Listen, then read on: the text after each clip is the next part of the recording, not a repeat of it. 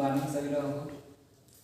आज की इस वीडियो में देखना है कि श्वसन किसे कहते हैं। कल मैंने वीडियो में अगली इसके पिछले वीडियो में बताया गया था कि श्वसन सिस्टम क्या होता है। देखिए दोनों देखने में सेम है बट दोनों में अंतर होता है। अंतर यह है कि मैंने पहली वाली वीडियो में बताया था कि ह्यूमन रेस्पिरेटरी सिस्टम, इसका मतलब ये होता है कि मनुष्य के शरीर में जो श्वसन तंत्र होता है वह क्या होता है। तो इसके पिछले वाली वीडियो में तंत्र के बारे में बताया गया था और इस वाली वीडियो में यह बताया जाएगा कि रेस्पिरेशन होता है तो क्या हमारी बॉडी में चेंज होते हैं, रेस्पिरेशन के द्वारा हमारी बॉडी में क्या क्या क्रियाएं होती हैं, उनसे सारी जुड़ी बातें इसमें हम सीखेंगे। रेस्पिरेशन के बारे में मैंने पहले थोड़ा सा बताया था कि रेस्पिरेशन में मैंने बताया था कि एयर को लेते हैं। इसकी डिफिनेशन में मैंने बताया थी कि वायु का लेना, किसी भी जीवधारी के द्वारा एयर का लेना और उसमें से अपनी बॉडी के अंदर O2 का यूज कर लेना और CO2 को बाहर छोड़ना, इसी क्रिया को क्या कहते हैं, रेस्पिरेशन कहते हैं। तो आज के प्रोसेस में ये सीखेंगे कि जब हम ऑक्सीजन को बॉडी में ले लेते हैं तो लेने के बाद O2 हमारे बॉडी में कौन सी एक्टिविटी करता है उसके बारे में बताएंगे। तो जैसे मैंने कल बताया था कि रेस्पिरेशन की जो डेफिनेशन होती है, तो जैसे मैंने यहाँ पे लिख दिया है एयर को बॉडी में लेना और कह रहा है इस बॉडी से CO2 के रूप में बाहर करना। इस घटना को क्या कहते हैं, तो इसे कहते हैं रेस्पिरेशन। क्या कहते हैं, इसे कहते हैं रेस्पिरेशन। क्या कहेंगे,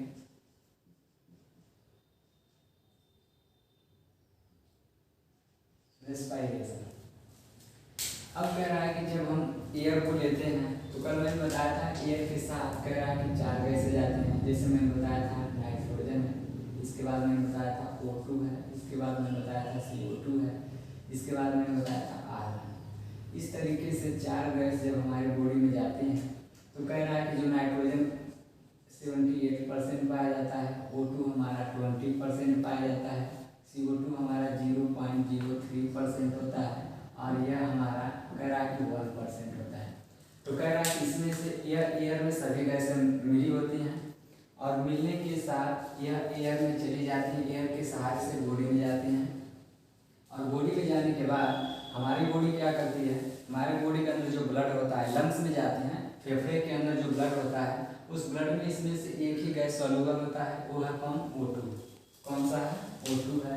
यह O2 हमारा क्या करता है, ब्लड के साथ जुड़ जाता है और इसके बाद यह गैसें चेंज हो जाती हैं। तो जब ये हमारी गैसें बाहर आती हैं तो बाहर के दौरान हमारा जो होता है, जब आउट ऑफ बॉडी होती हैं तो उस दौरान ये गैसें निकलती हैं कुछ इस प्रकार। जैसे मैं कह दूँ नाइट्रोजन सेम का सेम हमारा 78% बाहर आता है, यह ब्लड में नहीं मिलता है। और हमारा जो O2 होता है, जैसे मैं कह दूँ O2 ऑक्सीजन की बात करेंगे तो यह हमारा 16% बाहर आता है और हमारा जो CO2 होता है यह 0.03% यानी पूरा बाहर आता है। यानी यहाँ पर हो जाएगा CO2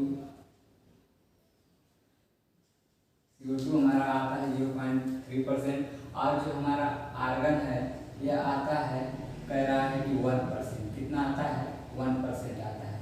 अब कह रहा है कि इसमें से चेंजेस क्या हुआ, दोनों में चेंज यह हुआ है कि इसमें देखेंगे ऑक्सीजन 20% है और यहाँ पर 16% है। इसका मतलब ये हो गया कि हमारी बॉडी ने क्या किया, 4% O2 का अपने बॉडी में क्या किया, अवशोषण किया, जिसे एब्जॉर्प्शन बोलते हैं। एब्जॉर्प्शन का मतलब होता है अवशोषण। हमारी बॉडी ने क्या किया, 4% ऑक्सीजन का यूज किया तो 20 में से आपको जो हमारे यहाँ 20 है इसमें से 4 को निकाल देंगे, बचेगा कितना, 16%। तो देख लेंगे यहाँ पर जो ऑक्सीजन है, ऑक्सीजन हमारा 16%, हम जब हवा को बाहर करते हैं तो उस दौरान 16% बाहर जाता है। तो पूछा जाता है कि जब हम एयर लेते हैं, एयर के दौरान ऑक्सीजन का मालिक्यूल जब हमारे बॉडी में जाता है तो उसमें से हम ह्यूमन जो बॉडी होती है कितना % ऑक्सीजन का यूज करती है, तो आप बताओगे कि 4% ऑक्सीजन का यूज करती है। बाकी जो 16% हमारा जो होता है उसे CO2 के साथ यानी एयर के साथ बाहर कर देता है। ये हमारा बनेगा रेस्पिरेशन। अब इसमें ये बताना है कि रेस्पिरेशन का प्रोसेस जो होता है अंदर जाने के बाद करता क्या है। मैंने बताया था जब ये ऑक्सीजन हमारे बॉडी में चला जाता है तो मैंने बताया था कि यह एक क्या करता है, हमारे बॉडी के अंदर जो ग्लूकोज होता है, यह है हमारा ग्लूकोज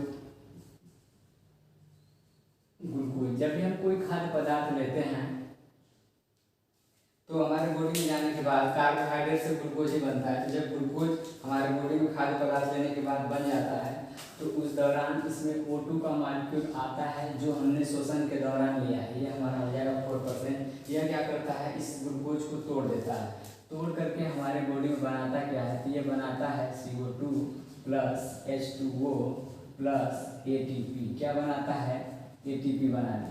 अब कह रहा है कि CO2 यानी कार्बन डाइऑक्साइड है, H2O यानी जल है, ATP है।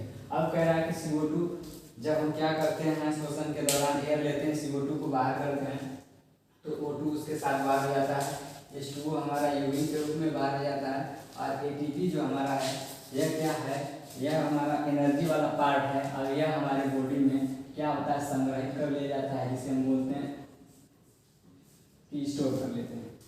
अब कह रहा है कि यह पूरा प्रोसेस कंप्लीट होने में कितने पार्ट में डिवाइड होता है, तो जो रेस्पिरेशन का प्रोसेस होता है यह प्रोसेस हमारा 3 भाग में डिवाइड होता है। कौन कौन सा होता है, यहाँ पर हो जाएगा कि जो रेस्पिरेशन का जो प्रोसेस होता है यह 3 पार्ट में डिवाइड होता है। कितने पार्ट में डिवाइड होता है, 3 पार्ट में। कौन कौन सा नाम लिखेंगे, यहाँ पर हो जाएगा कि 3 भाग में डिवाइड होता है। कह रहा है कि 3 पार्ट कौन कौन से होते हैं, तो पहला हो जाएगा एक्सटर्नल रेस्पिरेशन, एक्सटर्नल रेस्पिरेशन, और दूसरा हो जाएगा ट्रांसपोर्टेशन ऑफ गैस, इसको बोलते हैं ट्रांसपोर्टेशन।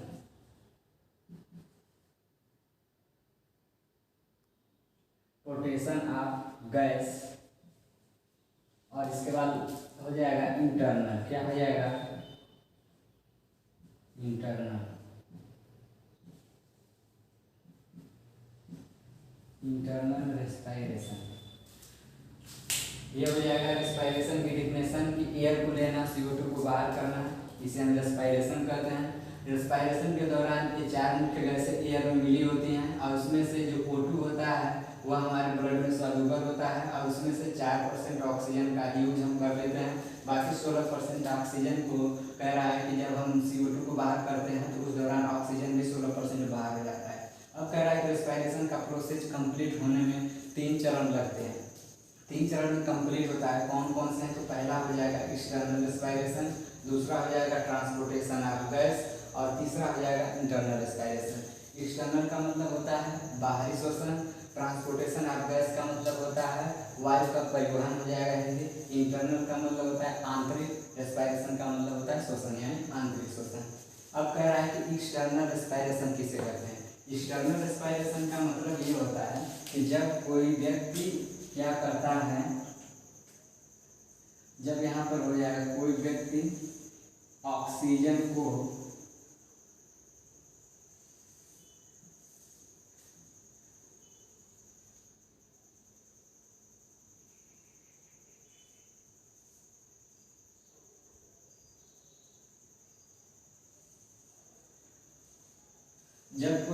एयर को लेता है तो इस प्रोसेस में सिर्फ क्या होता है कि कह रहा है कि O2 को लेना और यहाँ से CO2 को बाहर करना, यह जो क्रिया है इसको बोलते हैं एक्सटर्नल रेस्पिरेशन। एक्सटर्नल का मतलब ये होता है कि शोषण के दौरान जो बाहरी गतिविधियाँ हैं, जैसे मैं कर दूँ वायुमंडल से एयर को लेना यानी O2 को लेना, CO2 को बाहर करने की क्रिया को क्या कहते हैं, एक्सटर्नल रेस्पिरेशन कहते हैं। इसमें किस साधन का यूज करते हैं, तो बता देंगे कि नाक के द्वारा जब हम वायु को लेते हैं यानी O2 को लेते हैं और CO2 को बाहर करते हैं तो इसी क्रिया को बोलते हैं एक्सटर्नल रेस्पिरेशन। आगे चले जाएंगे। इसके बाद कह रहा है कि ट्रांसपोर्टेशन, सेकेंड पे है transportation of gas. Transportation of gas का हिंदी मैंने बताया था गैसों का परिवहन कैसे होता है। इसमें यह होता है जैसे जब ये O2 हमारे बॉडी में अंदर चला आता है तो आने के बाद ये क्या करता है लंग्स में, जैसे मैं कह दूँ यहाँ से ये चला जाता है कहाँ पे, ये चला जाता है लंग्स में। अब कह रहा है कि जब ये लंग्स में आता है तो कह रहा है कि लंग्स से कैसे हमारे बॉडी में चला जाता है। इसमें क्या होता है, इसमें जो CO2 होता है यह CO2 बाहर की तरफ जाता है और जो इसमें O2 आया है वह O2 क्या करता है, अंदर की तरफ आता है। तो इस तरीके से कह रहा है CO2 और O2 का एक्सचेंज क्या होता है, इसमें परिवर्तन हो जाता है, चेंजेबल होता है। O2 हमारे बॉडी के अंदर जाएगा और CO2 बॉडी से बाहर जाएगा। इसके बाद कह रहा है कि अब O2 यहाँ से क्या करता है, O2 क्या करता है, नीचे सेल लगी होती हैं जो फेफड़े के अंदर रुधिर होता है, उस रुधिर से कह रहा है कि क्या करते हैं, उस रुधिर में कह रहा है कि ब्लड होता है, और उस ब्लड में कह रहा है कि एक कंपोनेंट होता है, उस कंपोनेंट का नाम क्या होगा। यह यहाँ से O2 चला जाता है किसमें, तो कह रहा है कि चला जाता है ब्लड में। किसमें चला जाता है, ब्लड में।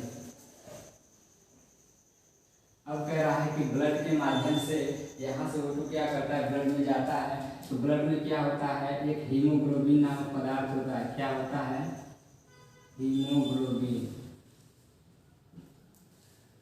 अब कह रहा है कि O2 जब जा करके हीमोग्लोबिन से जुड़ जाता है, जुड़ने के बाद यह हमारी बॉडी की कोशिकाओं यानी सेल में पहुंच जाता है, और सेल में जाने के बाद ये क्या करता है कि अपना खुद का ऑक्सीडेशन, जो मैंने यहाँ पर रिएक्शन लिखा है, यह रिएक्शन स्टार्ट हो जाता है। और यह रिएक्शन कह रहा है कोशिका के किस पार्ट में होता है, तो हम देख लेंगे कि एक सेल का ऐसे डायग्राम बना लेंगे, और इस डायग्राम में तमाम कोशिकाएं होते हैं। जैसे मैं करूँ कि इसमें कुछ डॉट्स भरे होते हैं, कह रहा है कि इसमें कुछ डॉट्स भरे होते हैं पूरे सेल में, कह रहा है इस डॉट्स को क्या कहते हैं। इसके बाद मैं कर दूँ, इस तरीके की संरचना होती है, यहाँ पे होता है, तो जो डॉट्स होता है उसे हम बोलते हैं साइटोप्लाज्म। क्या बोलते हैं, साइटोप्लाज्म। जो बीच में है इसे हम न्यूक्लियस बोलते हैं, और इस वाले पार्ट को माइटोकॉन्ड्रिया बोलते हैं। क्या बोलते हैं, माइटोकॉन्ड्रिया। अब कह रहा है कि जब हमारे फेफड़े में O2 आ जाता है, तो फेफड़े के अंदर जो ब्लड होता है, इस ब्लड में यह हमारा O2 सॉल्युबल हो जाता है। अगर कोई ये पूछे कि ब्लड के किस पार्ट में हमारा O2 सॉल्युबल होता है, तो बताएंगे ब्लड में तमाम टाइप्स की सेल पाई जाती हैं। RBC हो गया, WBC हो गया, प्लेटलेट्स हो गया, हीमोग्लोबिन होता है। तो जो हमारा O2 होता है, यह क्या करता है, यह O2 हमारा कह रहा है कि O2 आता है और प्लस जुड़ता किससे है, ब्लड में जो हीमोग्लोबिन होता है। अब इस हीमोग्लोबिन से जुड़ करके यह एक नए स्टेबल पदार्थ का निर्माण करता है, और उस पदार्थ का नाम होता है, कह रहा है कि ऑक्सी। क्या होता है, ऑक्सी। कह रहा है कि हीमोग्लोबिन। क्या होता है, ऑक्सी हीमोग्लोबिन। यह बना देता है ऑक्सी हीमोग्लोबिन को। और जब ये ऑक्सी हीमोग्लोबिन कह रहा है कि सेल के अंदर जाता है, तो सेल में जाने के बाद यह दो पार्ट में डिवाइड हो जाता है। यानी यह बन जाता है, यहाँ पर लिख सकते हैं, यह बन जाता है HbO2, यानी यह बन गया ऑक्सी हीमोग्लोबिन। अब कह रहा है जब ऑक्सी हीमोग्लोबिन सेल के अंदर जाता है, तो सेल में जाने के बाद कह रहा है कि यह क्या करता है, दो भाग में डिवाइड हो जाता है। यानी Hb अलग हो जाता है और हमारा O2 अलग हो जाता है। अब यह सेल में क्या करता है कि सेल में कह रहा है कि ग्लूकोज का ऑक्सीकरण करता है। क्या करता है, यह ग्लूकोज का ऑक्सीडेशन स्टार्ट कर देता है। ऑक्सीडेशन का मतलब होता है ऑक्सीकरण। ऑक्सीडेशन का मतलब अगर दिक्कत है तो ऑक्सीकरण भी नहीं समझ में आ रहा है, तो ग्लूकोज के ऑक्सीजन की उपस्थिति में ग्लूकोज को तोड़ने की क्रिया को क्या कहते हैं, ऑक्सीडेशन कहते हैं। तो यह सेल के अंदर जाते ही क्या करता है, हीमोग्लोबिन डिवाइड हो जाता है, और यह हीमोग्लोबिन क्या करता है, इसमें से क्या करता है, ग्लूकोज को ऑक्सीकरण करना स्टार्ट कर देता है।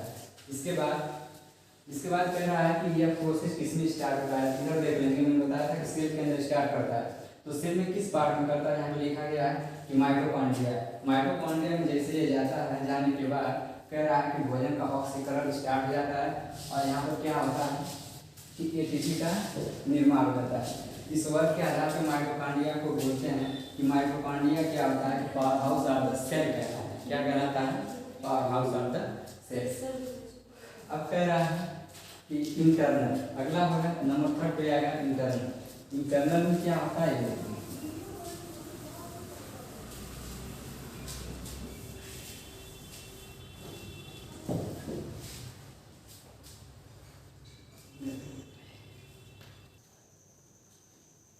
इसके बाद नंबर 3 पे होगा इंटरनल रेस्पायरेशन। इंटरनल रेस्पायरेशन का मतलब मैंने बताया है आंतरिक श्वसन। आंतरिक श्वसन स्टार्ट होता है तब जब हमारा यहाँ पे ऑक्सीजन का मॉलिक्यूल कोशिका के माइटोकॉन्ड्रिया तक पहुँच जाता है। इसके पहले मैंने बताया था कि माइटोकॉन्ड्रिया के पास हमारा ऑक्सीजन का मॉलिक्यूल पहुँच जाता है।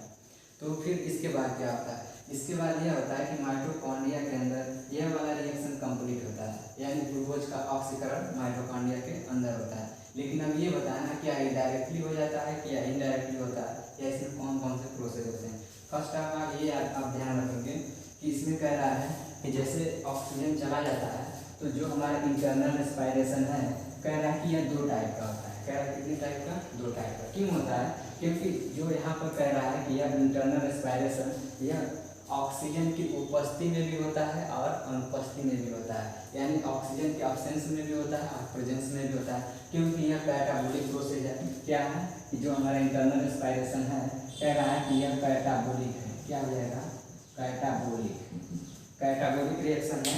कह रहा है कैटाबोलिक का मतलब ये होता है ऐसा प्रोसेस जो ऑक्सीजन के प्रेजेंस में भी होता है और एब्सेंस में भी होता है। तो कह रहा है कि इंटरनल रेस्पायरेशन 2 भाग में डिवाइड होता है। कितने पार्ट में, 2 पार्ट में। यहाँ पर मैं लिख दे रहा हूँ कितने पार्ट में होता है, 2 पार्ट में। कह रहा है कौन कौन सा होता है, तो पहला हो जाएगा एरोबिक रेस्पायरेशन। क्या हो जाएगा, एरोबिक रेस्पायरेशन। एरोबिक रेस्पायरेशन को हिंदी में वायु श्वसन बोलते हैं। और दूसरा हो जाएगा एनरोबिक। Anaerobic respiration. क्या हो जाएगा, एनरोबिक रेस्पायरेशन। यह हो जाएगा। इन दोनों का मतलब ये होता है, एक हो जाएगा एरोबिक रेस्पायरेशन, एक हो जाएगा एनरोबिक रेस्पायरेशन। इसको बोलते हैं वायु श्वसन और इसको बोलते हैं अवायु श्वसन। अब कह रहा है कि अब देखना है ऐसा क्यों होता है, तो बताएंगे ऑक्सीजन की उपस्थिति में और पैराकम उपस्थिति में। तो एरोबिक रेस्पायरेशन जो होता है कह रहा है कि यह होता है ऑक्सीजन के प्रेजेंस में। क्या होगा, O2 के प्रेजेंस में। क्या हो जाएगा, O2 के प्रेजेंस में। और कह रहा है कि एनरोबिक रेस्पायरेशन क्या होता है, तो यह होता है O2 के अब्सेंस में। क्या हो जाएगा, O2 के अब्सेंस में। देख लेंगे तो कह रहा है वायु श्वसन वह श्वसन होता है, वह श्वसन की प्रक्रिया है जो ऑक्सीजन की उपस्थिति में होती है। एनरोबिक की डिफिनेशन परिभाषा जानना चाहेंगे, इसका मतलब ये हो जाएगा अवायु श्वसन, श्वसन की वह प्रक्रिया है जो O2 यानी ऑक्सीजन के अनुपस्थिति में होती है, उसे हम कहते हैं अवायु श्वसन। आगे देखेंगे। अब कह रहा है कि एनरोबिक रेस्पायरेशन में O2 की उपस्थिति में होता क्या है, देख लेंगे। इसमें जो केमिकल यहाँ का रिएक्शन देखेंगे, ये रिएक्शन कैसे होता है। यहाँ पर इसका हो जाएगा केमिकल रिएक्शन। कह रहा है कि केमिकल जो रिएक्शन होता है इसमें होता क्या है। मैंने पहले ये जो बताया है यह प्रोसेस यहाँ चलाएगा, क्योंकि ये देख लेंगे ऑक्सीजन के प्रेजेंस में हो रहा है, तो यह पूरा का पूरा रिएक्शन इसमें चला जाएगा। और इसके बाद एक रिएक्शन और आएगा जो एनरोबिक में कि ऑक्सीजन के अब्सेंस में कैसे ग्लूकोज का विखंडन हो जाता है। तो यहाँ पर देख लेंगे वायु में कह रहा है कि जैसे यहाँ पर हो जाएगा C6H12O6। अब कह रहा है कि इससे जुड़ता क्या है, तो जुड़ता हमारा क्या है, O2 है, क्योंकि O2 के प्रेजेंस में हो रहा है, O2 इसको ब्रेक डाउन करेगा। अब कह रहा है कि ब्रेक डाउन करके क्या बनाएगा, तो कह रहा है कि ब्रेक डाउन करने के बाद कह रहा है कि CO2 प्लस H2O और प्लस ATP ये चीज़ बना देगा। इसके बाद कह रहा है कि अब इसी रिएक्शन को कहते हैं कि एरोबिक रेस्पायरेशन है, क्योंकि यह देखिए ऑक्सीजन की उपस्थिति में हो रहा है। अब यही चीज़ यहाँ पर जब हम लेकर जाएंगे तो वहाँ पर ऑक्सीजन ऑब्सेंस होगा और बनेंगे क्या, यहाँ पर कह रहा है कि ATP बनेगा। कितने मॉलिक्यूल बनेंगे, तो बताएंगे 38 मॉलिक्यूल। कितने बनेंगे, 38 मॉलिक्यूल। ATP का मतलब क्या होता है, ATP ऊर्जा है जो हमारे बॉडी में संग्रहित की जाती है, चाहे ह्यूमन हो चाहे एनिमल।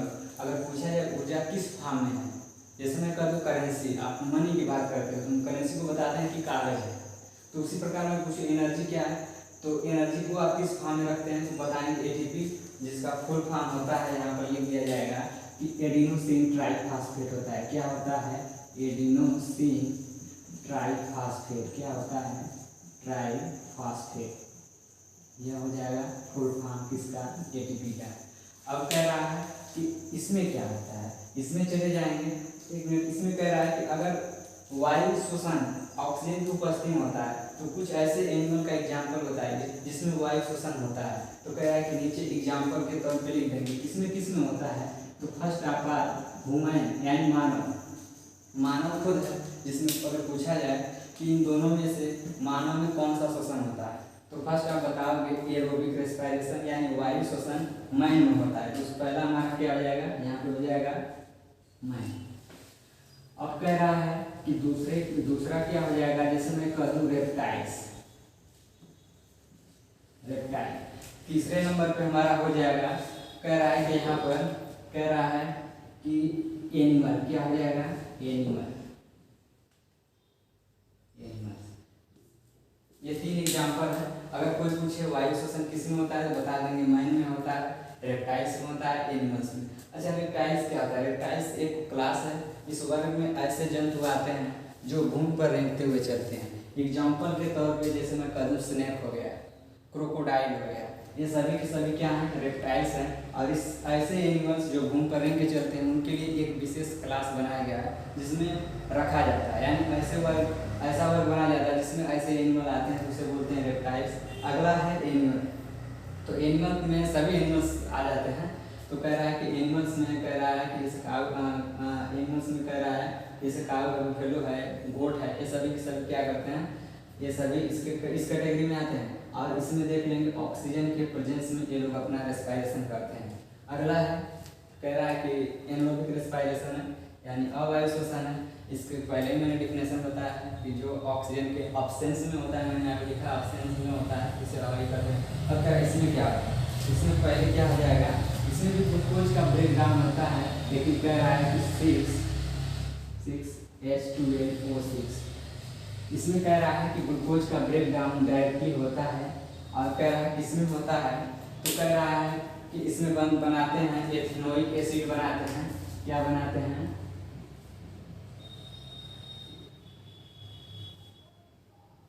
एथेनोइक एसिड बनाते हैं, एथेनोइक एसिड बनाते हैं। और कह रहा है कि एथेनोइक एसिड हो जाएगा, इसके बाद लैक्टिक एसिड हो जाएगा, लैक्टिक एसिड हो जाएगा। और इसके बाद कह रहा है कि हो जाएगा मेथोइक एसिड, मेथोइक